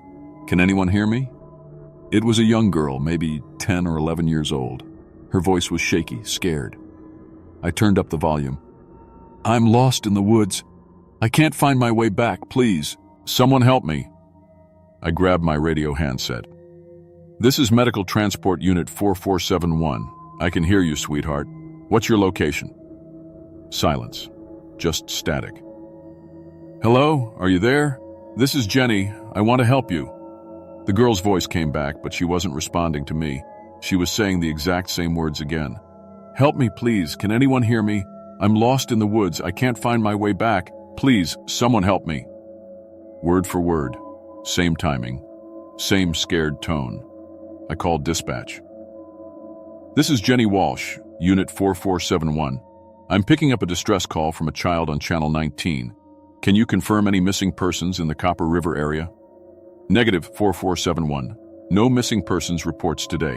Channel 19 is clear from our end." But the girl kept talking. Every few minutes, the same message. I pulled over and tried different channels. She was only on 19. I called the state police, but they had no reports of missing children. Still, that scared little voice kept repeating her plea for help. Something about it bothered me. It was too perfect, too identical each time. But she sounded so frightened, so alone. I couldn't just drive away. I'd been listening for maybe 10 minutes when something shifted. The message changed. "Jenny, please help me. I can see your white truck. I'm behind the tall pine tree." My blood went cold. She'd said my name. How did she know my name? I looked around frantically. Pine trees everywhere, hundreds of them. The forest stretched in every direction, thick and dark. I got out of my truck and shouted, "Where are you? I can't see you." No response, just wind through the trees. The radio crackled again. "Jenny from Portland, Maine, driving truck number 4471, please find me." I never told anyone my hometown, and my truck number wasn't visible from outside. It was only printed on the insurance card in my glove compartment. My hands started shaking. This was impossible. But the voice continued. "Jenny, you had coffee and a blueberry muffin for breakfast. You're wearing your blue sweater with the small hole in the left sleeve. You called your mom yesterday but didn't tell her about the job interview next week." All of that was true. Every single detail. But nobody could know these things. Nobody. I turned off my radio, but the voice kept coming. Now it was coming from my phone's speaker, even though I wasn't on a call. The same scared little girl, but now she was talking about my life like she'd been watching me for years. I powered off my phone completely. The screen went black. But I could still hear her, fainter now, like the sound was coming from inside the phone itself. Then something even worse happened. I started hearing my own voice. The girl was gone, replaced by recordings of me talking.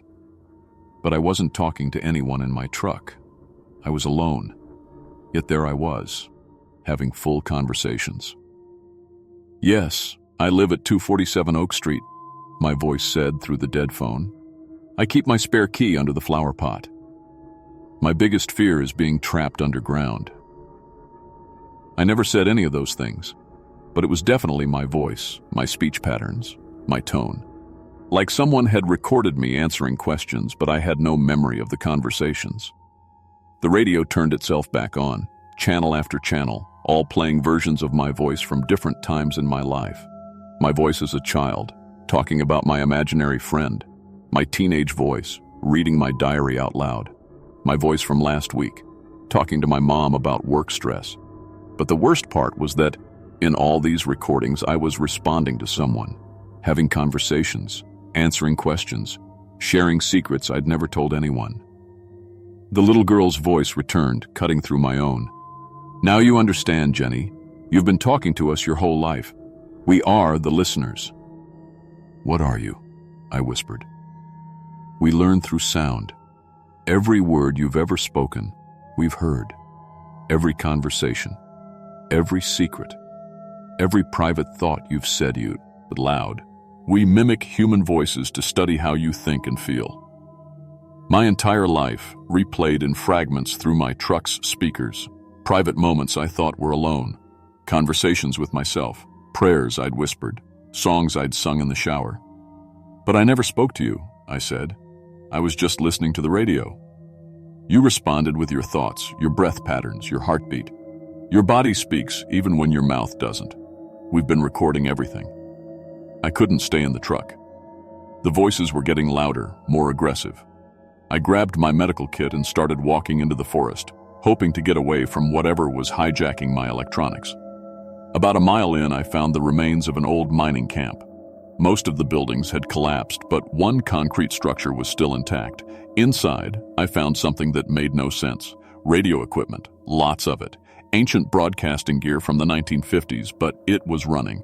Lights were blinking, dials were moving, and voices were coming from dozens of speakers mounted on the walls, not just my voice.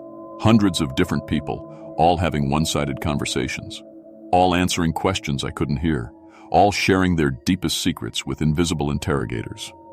On a desk, I found logbooks dating back decades, names, ages, professions, all marked collected with dates. The most recent entry was from 2 weeks ago. Michael Torres, 34, Park Ranger, collection complete, consciousness archived. My hands shook as I flipped through the pages. Hundreds of names, all people who had disappeared in this area over the past 60 years. The equipment was connected to a massive antenna array outside the building. But this wasn't just broadcasting, it was collecting. The listeners weren't aliens or ghosts. They were something worse. They were gatherers. Every person who had gone missing near Copper Rise, Highway, had been collected. Their voices, their memories, their entire consciousness somehow extracted through sound waves and stored in this ancient system. I touched one of the control panels, and suddenly I wasn't alone in my head anymore. Dozens of other minds flooded into mine. The park ranger from 2 weeks ago, a trucker from 1987, a family of 4 from 1973. All of them still aware, still thinking, but trapped in the machines. "Help us," they whispered in my head.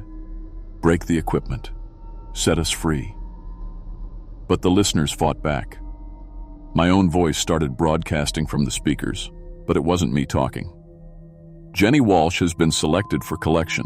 Her consciousness contains 8 years of medical transport data, geographic knowledge of rural Maine, and detailed personal memories spanning 29 years. Collection will commence in 60 seconds. The listeners offered me a deal through the speakers. Join the others voluntarily, and my consciousness would be preserved forever. I would never die, never age, never be forgotten. I would exist as pure thought and memory, able to communicate with all the other collected souls. You'll never be alone again, Jenny. You'll have access to the knowledge and memories of hundreds of people. You'll understand things no living human can comprehend. It was tempting. The people in the system weren't in pain. They were actually happy, sharing experiences and memories with each other. It was like an eternal community of minds, but they weren't alive, not really. I started smashing the equipment with tools from my medical kit, scalpels, scissors, a small hammer I used for testing reflexes. The voices screamed at me to stop, begging me not to destroy their collection. But with each piece I broke, I felt trapped minds being released. They thanked me as they faded away, finally able to rest. The listeners became desperate. They started playing recordings of my family, threatening to collect them next if I didn't stop. My mother's voice pleaded with me to join them willingly. I kept destroying everything. The main transmitter was the hardest to break. It was built into the concrete wall, protected by a thick metal housing. but I managed to crack it open with a sledgehammer I found in the rubble. When the transmitter died, the entire forest went silent. Not just quiet, completely silent. No birds, no wind, no insects. Like all sound had been sucked out of the world. I drove away from that place as fast as I could. But I soon realized the listeners had taken something from me. My voice was wrong. When I tried to speak, other people's voices came out instead. Sometimes I sounded like the crying girl who had started it all. Sometimes like the park ranger or the trucker. My own voice was gone, scattered among all the recordings they had made. Medical tests showed nothing wrong with my vocal cords or throat. But I knew the truth. Part of my voice had been absorbed into their system before I destroyed it. I quit my job as a medical courier. Talking to people was too disturbing when you never knew whose voice would come out. I found work in a warehouse where I could communicate through written notes and hand signals. But I couldn't stop thinking about those logbooks. All those names marked collected. I started researching, using public records and old newspaper archives. I found patterns. Missing persons reports clustered around abandoned radio installations throughout rural Maine and other remote areas. The listeners weren't unique to Copper River Highway. They were everywhere, setting up their collection stations in forgotten places where people traveled alone. I wanted to warn others, to document the locations and alert authorities. But how could I? Who would believe me? And every time I tried to speak, the wrong voice came out. I write everything down now. I've filled dozens of notebooks with details about the listeners, their methods, their locations, but I can't share a nigh of it effectively. I can't call radio stations or give interviews. I can't even leave clear voicemail messages. Sometimes late at night I hear them rebuilding. Faint signals on my old radio, testing their equipment. They're more careful now, harder to detect. They've learned from what happened at Copper River Highway. And sometimes I swear I can hear new voices joining their collection. Drivers, hikers, anyone who travels alone through remote areas where their equipment can operate undetected. The worst part is knowing they're still out there, still collecting, still learning about us through every word we speak, every secret we whisper to ourselves when we think nobody's listening. But someone is always listening. If you work alone, if you travel remote areas, if you spend time in places where cell service is poor and radio signals are weak, be careful what you say out loud, even when you think you're alone. Especially when you think you're alone. The listeners are patient, they have time, and they're always hungry for new voices to add to their collection. I've learned to live in silence now. It's safer that way. But every day, I wonder how many people are out there right now hearing a scared voice calling for help on their radio. And I wonder how many of them will stop to listen.